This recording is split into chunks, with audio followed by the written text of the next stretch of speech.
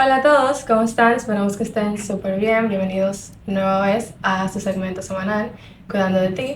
El día de hoy damos por finalizado básicamente este segmento de psicología jurídica y lo finalizaremos con el tema de cómo es la toma de decisiones en el sistema legal para personas que tienen un trastorno mental o que tienen alguna deficiencia mental, por así decirlo. Sin nada más que agregar, podemos empezar.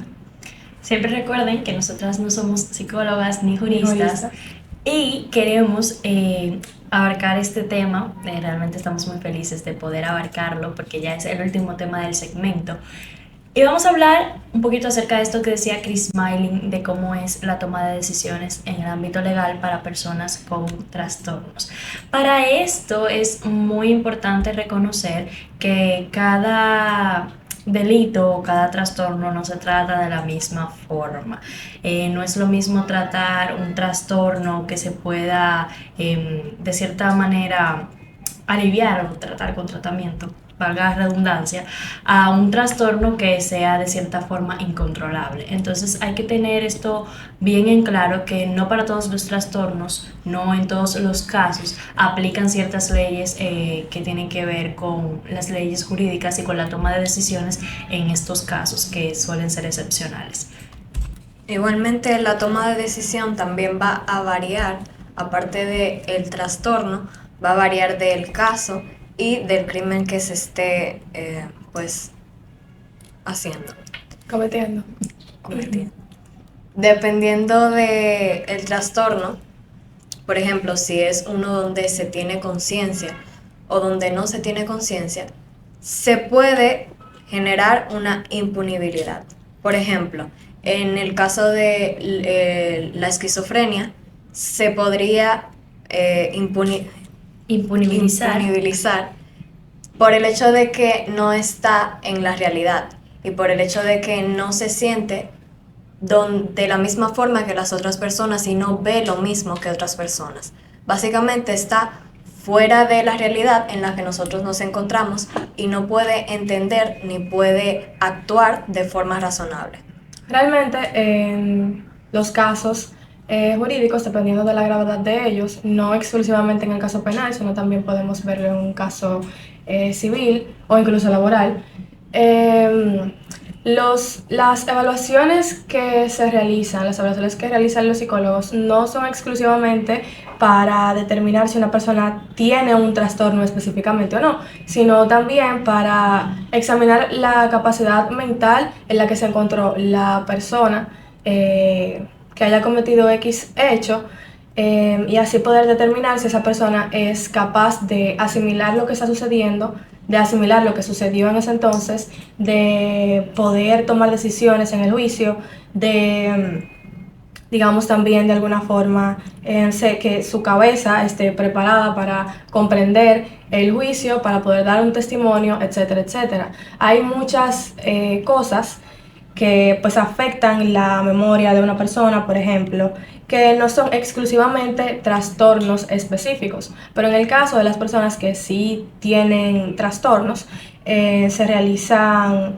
estudios, se realizan ciertos análisis que son encargados por los psicólogos o peritos psicológicos en los casos legales, pues para determinar esto, digámoslo así. Sí, realmente muy interesante esta parte de la determinación de si hay alguna situación que haya de cierta forma influido en el delito que se cometió. Se tiene que reconocer si la persona estaba en plena conciencia en ese momento. Nosotros sabemos que dentro de situaciones, por ejemplo, traumas o situaciones que fueron terribles para una persona, encontramos lo que también son las lagunas mentales. Entonces, en el momento en el que una persona tiene laguna mental y su testimonio es de cierta manera incongruente, también tiene que armarse un tipo de rompecabezas para poder evaluar la situación de la persona, saber si esa persona estaba en plena conciencia al momento de realizar el acto y entonces poder determinar qué pena se le va a poner. Hablábamos de los trastornos hace un momento y decíamos que no para todos los trastornos es lo mismo, porque no es lo mismo yo decirte una persona que tiene esquizofrenia a decirte, por ejemplo, una persona que tiene un trastorno narcisista de la personalidad. No es lo mismo y no podemos categorizarlos de la misma manera. como nosotros decíamos hace un momento, Naomi estaba diciendo que la esquizofrenia, en ciertos casos, las personas están totalmente fuera de su realidad. Entonces, ¿de qué manera nosotros podemos ponerle una pena a una persona que en ese momento no estaba en la realidad que estamos nosotros, que no entendía los hechos de la forma en que lo entendemos nosotros? Entonces, esta es una de las cosas que yo considero que son más empáticas del sistema legal, y es el entender que estas personas que estaban pasando por este momento de esquizofrenia, que estaban pasando por un momento de delirio, que no tenían conciencia de la gravedad de la situación, que puedan de cierta forma también ser comprendidas. Y no digo que no se dé la pena, sino que puede ser un atenuante para la pena el hecho de que la persona no estuviese en todas sus capacidades mentales al momento de cometer el acto. Y además de eso, también me resulta excelente y prudente, diría yo, el hecho de que las personas que tengan un trastorno mental como la esquizofrenia tengan el pleno derecho de poder recibir una representación adecuada, ya sea de un abogado personal o de un defensor público. Entonces, esto no solamente ocurre, como justamente mencioné, en casos en los que una persona tenga ya un trastorno, porque incluso en los análisis se puede determinar si es que la persona lo padece, sino también ocurre en casos como, por ejemplo, si un matrimonio está a punto de, o sea, están a punto de separarse y tenemos que ver con quién dejamos a los niños en la custodia. Se evalúa a los niños, se evalúan a los propios padres para poder determinar cuál de ambos tiene la capacidad para quedarse con el niño. Asimismo ocurren en distintos casos, y es que realmente cuando una persona no tiene la capacidad de comprender en sí una situación delicada como lo es un caso penal, donde podemos ver un caso de agresión, por ejemplo, un caso de violencia, es complicado y también es un poquito injusto darle una pena a una persona que no comprende lo que pasó o que realmente no está ni siquiera en su realidad, aunque entendemos que las leyes son leyes, no son justas ni injustas, no son buenas ni malas, pero algo que tiene prudente el sistema legal, por lo menos el sistema legal dominicano, entre otros, es el hecho de que se toman en cuenta los peritajes psicológicos en los casos. Los procesos son, digamos que, la parte a la que están acusando, sus abogados pues necesitan reunirse porque entienden con las situaciones de los hechos y lo que le comenta su cliente es un poco complicado de tratar. Entonces se solicita a un perito, se solicita a un psiquiatra, se solicita a un psicólogo, cualquier persona que tenga pues plena conciencia y sea una persona profesional en el área de salud mental, y más adelante, si se entiende que es prudente, entonces evalúa a la persona. Y en esas evaluaciones se les hacen preguntas sobre los hechos, se les hacen preguntas sobre la historia de la persona, porque es importante conocerlo. En caso de que sea un psiquiatra, por ejemplo, puede preguntar como si tienen historial en su familia de alguna enfermedad mental, por ejemplo. Además de esto, pues recolectan características de la persona en cuestión para poder determinar si esta persona tiene un trastorno mental o no lo tiene. Después de esto se realizan pues las conclusiones finales en un informe escrito, en donde pues se determina el psicólogo, el psiquiatra, el perito, pues determina si es así. Si la persona estaba en toda su conciencia en el momento en el que cometió el hecho, si la persona tiene un trastorno mental, si la persona tiene una laguna mental, si la persona tiene historial de enfermedades mentales en su familia, por ejemplo, si la persona no estaba consciente por X razón, ya sea si la persona ingirió sustancias, etcétera, etcétera. Pues me parece correcto que se utilice este modo de investigación exhaustiva hasta llegar al punto en el que se reconozca si la persona estaba en su capacidad de reconocer lo que estaba haciendo o si no estaba. Por el hecho de que sí hemos visto casos en los que anteriormente esto no se tomaba tanto en cuenta como se puede hacer en la actualidad, y personas que tenían trastornos que no lograban comprender ni ellos mismos qué era lo que había pasado, habían sido pues juzgados de forma que juzgan también a otras personas que sí estaban en capacidad, que sí podían entender lo que estaba pasando en el momento. Justamente por eso es que se habla mucho y se dice mucho que el derecho no es lineal, que el derecho avanza según las circunstancias, que el derecho no es simplemente puntual en una sola cosa y que se queda así, sino que a través de la historia, de lo que la sociedad necesita en el momento, es que se supone que se deben hacer las leyes, por ejemplo, o que debe de actualizarse el sistema jurídico como tal, que es algo que yo, como estudiante de Derecho, entiendo que es sumamente correcto. Y es correcto porque nosotros, como personas o las propias instituciones, no se pueden simplemente centrar en lo que ya sucedió, sino que la sociedad, en cuanto cambia, en cuanto se mejora o empeora, dependiendo de la situación, pues necesita que todas las bases estén cubiertas. En este caso, esas actualizaciones que han ocurrido alrededor de los años con el sistema legal de nuestro país y de muchos otros países es bastante positivo. Y entiendo que todavía pueden existir cosas mejores, por supuesto, pero poquito a poco, ¿no? Sí, bueno, por lo menos vamos avanzando, que es lo Sí, importante, ¿no? exactamente. Honestamente, yo estoy muy de acuerdo con todo lo que ustedes han dicho, porque considero que una persona que no estuvo en sus capacidades mentales, que no estuvo de cierta forma presente mentalmente en el hecho, llega a ser un poquito incluso injusto el hecho de que se le dé una pena con tanta severidad como una persona que sí estuvo mentalmente presente en el hecho. ¿Por qué? Porque estas personas que tienen este tipo de trastornos, el trastorno esquizofrénico principalmente, que es al que nos estamos refiriendo aquí, estas personas no piden vivir con este trastorno, ni piden estar fuera de su realidad, ni piden tener estos episodios paranoicos, ni estas cosas. Entonces, de pronto puede ser un poquito injusto para estas personas que están viviendo, luchando con este trastorno, que se cometa una situación que, claro, sabemos que la ley es la ley. O sea, si quedó herida una persona, si incluso llegó a la muerte de una persona, obviamente esa persona va a ser procesada,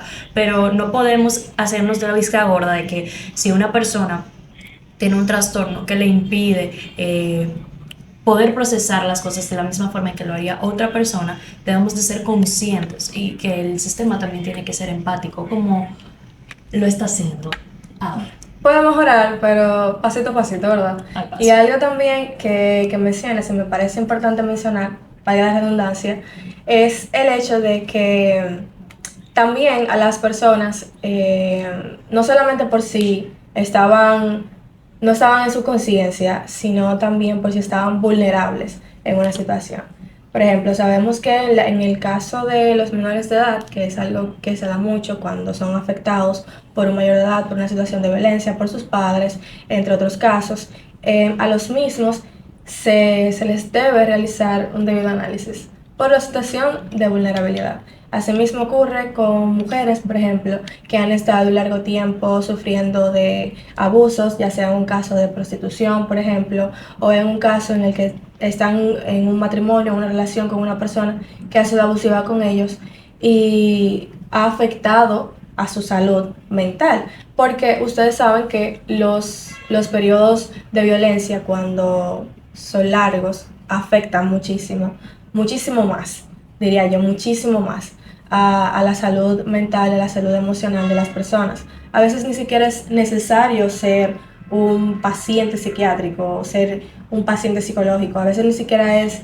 necesario tener ese daño de tener un trastorno, sino que también los traumas son bastante puntuales. Y, por ejemplo, voy a poner un caso hipotético, ya que estamos hablando de este mismo tema.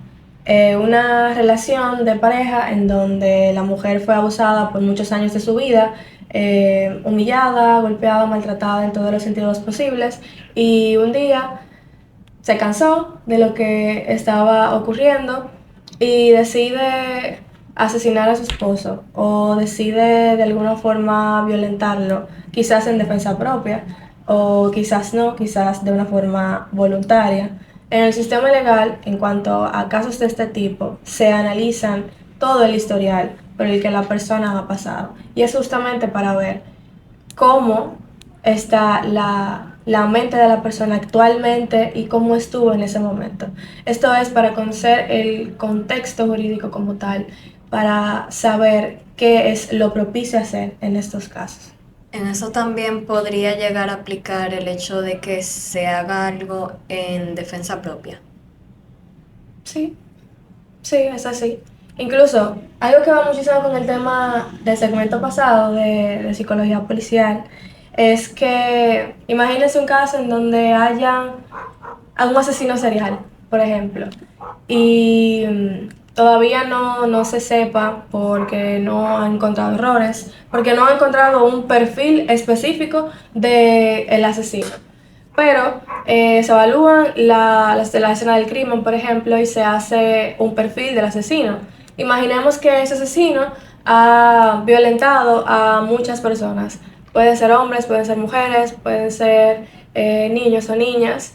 Imaginemos que esto ha sido así. Las personas que están en gravedad, como lo son las víctimas, en este caso, son víctimas que tienen que ser estudiadas, no solamente para dar su testimonio, sino porque es lo que se supone que corresponde hacer por el bien de la persona. La verdad es que este tema es muy importante porque nosotros tenemos quizá una percepción de la ley muy cuadrada. Y si nos ponemos a estudiar un poquito más, entenderemos que hay ciertas excepciones y que hay ciertos casos en los que, como decía Chris, el derecho no puede ser lineal, las leyes no van a ser todo el tiempo lineales ni van a ser todo el tiempo de una forma, sino que va a depender directamente de la ocasión y de la situación que se haya presentado y cuáles fueron los factores que influyeron para que esa situación pasara. Exactamente. Y es algo que vuelvo y repito, entiendo que es sumamente positivo, es algo que entiendo que debe seguir cambiando porque hay muchísimas cosas que mejorar, porque lamentablemente no vamos a venir aquí a decir que en caso de las personas que tienen trastornos mentales y el ámbito jurídico todo está perfecto, cuando es real que esto no es así. Se han hecho avances, sí, es cierto. Sin embargo, esto no es así, podemos todavía cambiar muchísimas cosas. Y bueno, entiendo que hasta aquí ha sido este tema, un tema bastante corto porque alrededor de todos los segmentos hemos mencionado puntualmente muchas cosas, muchos datos y detalles que van alineados al tema en cuestión. Ha sido un placer para nosotros informarles sobre todo esto y por supuesto próximamente vendremos con otro segmento y pero muchísimas gracias por ver a todos ustedes. Esperemos encontrarnos en una próxima. Vale.